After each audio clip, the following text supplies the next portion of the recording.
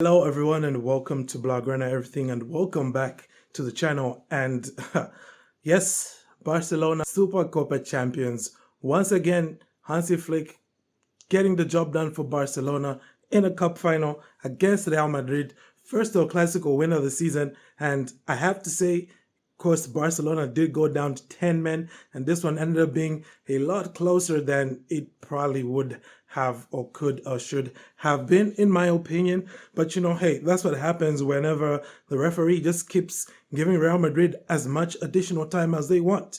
I mean, just look at the first half. They equalized in stoppage time when it was like, the 96th, when it was like the 52nd minute or something like that, the 7th minute of added time when it was just supposed to be 3 minutes of added time. And then, of course, they tried to do the same thing again, running the same gimmick with Barca down to 10 men late on. But hey, today, Joan Garcia, towards the end there, just said, all right, guys, enough of that. Enough of that. This is our day. And Barcelona, of course, with yet another 3-2 win in a final against Real Madrid. Same scoreline we saw in the Copa del Rey final last season. So, I'm not necessarily complaining, job done, trophy in the bag, momentum with Barcelona going forward. Now, obviously, I think Real Madrid can walk away from this one feeling pretty good about what they showed.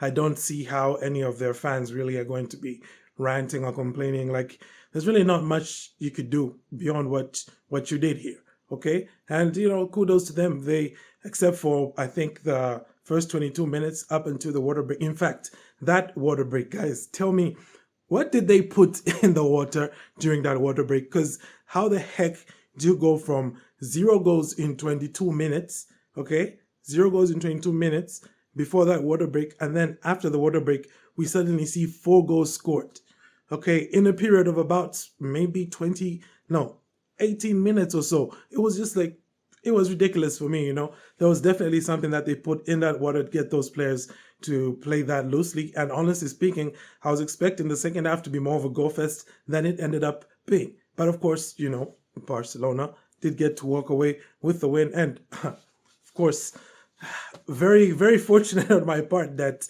I decided to break out this different setup and, the suit, we broke out the suit. It's a cup final, guys. Of course, we're going to show up in a suit, dressed in black, to my ops funeral. And yeah, it was a funeral at the end of the day for Real Madrid, because honestly speaking, I don't know why they even threw on Kylian Mbappe there. I mean, sure, you can say, hey, he created the chance for Asensio, and I'll be like, okay, I get your point, but in the grander scheme of things, he really didn't do anything for Real Madrid once he came on. Nothing that Gonzalo Garcia wasn't already doing. You know what I mean? In fact, I think Gonzalo Garcia staying on would have definitely worked better for Real Madrid. Probably same for Vinny staying on. I mean, once Vinny went off, there wasn't really as much bite to Real Madrid's attacks as there was before that. But anywho, for Barcelona, what can I say, man? Like, the winning streaks, it continues, since that match against Chelsea. Barcelona has now won every game that they have played. Okay, just take a second to appreciate how crazy that is, and take a second as well to appreciate the mad lad that is Hansi Flick. Because what did he tell us after that Chelsea match? You remember it, don't you?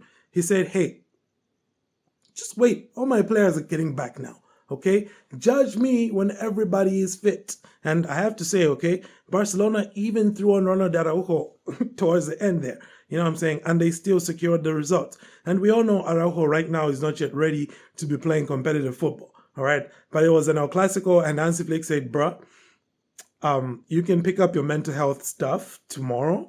Right now, I need you. Not to like, minimize mental health issues and all of that, No, not doing it. It was just okay.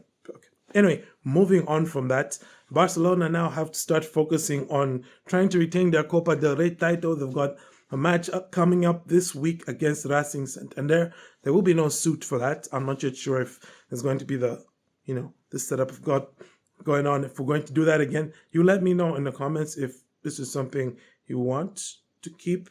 But yeah, I mean, crucial moments for me in this game definitely have to do with, I think, mostly Raphinha, because almost every good thing Barca did in the attacking half today a lot of it came through Raphinha. And of course, I should also, say Yamal as well did have a good match, despite what might be put across by some people. Like, I understand he's not looking like Yamal from last season, and we all know the reason why. Okay, he's got an injury, pubalgia, whatever it is.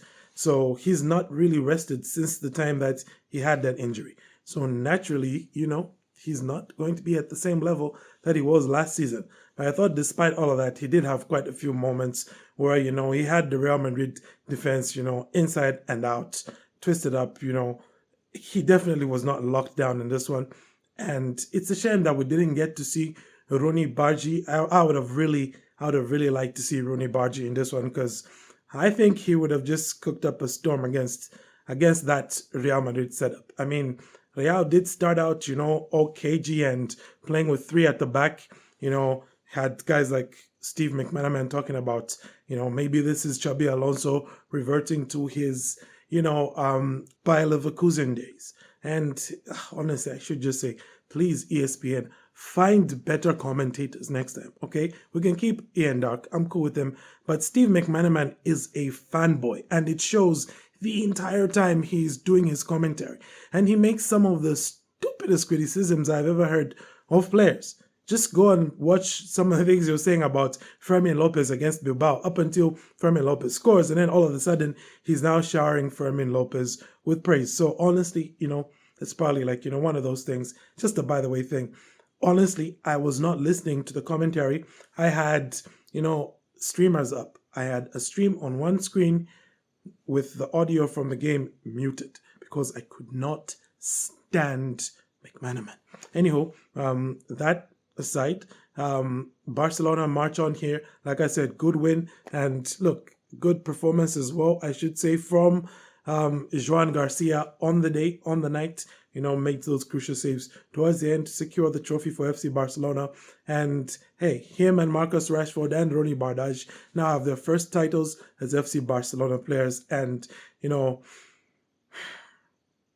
moment of silence to Manchester United, to have another trophyless season confirmed just on the same day that Marcus Rashford wins another trophy. So, thoughts and prayers to Man United fans and that institution. You people really need a Hansi Flick in your life. And I hope you find one soon. But for me, I thank you all for tuning in. Do have a great day, and Forza Barca.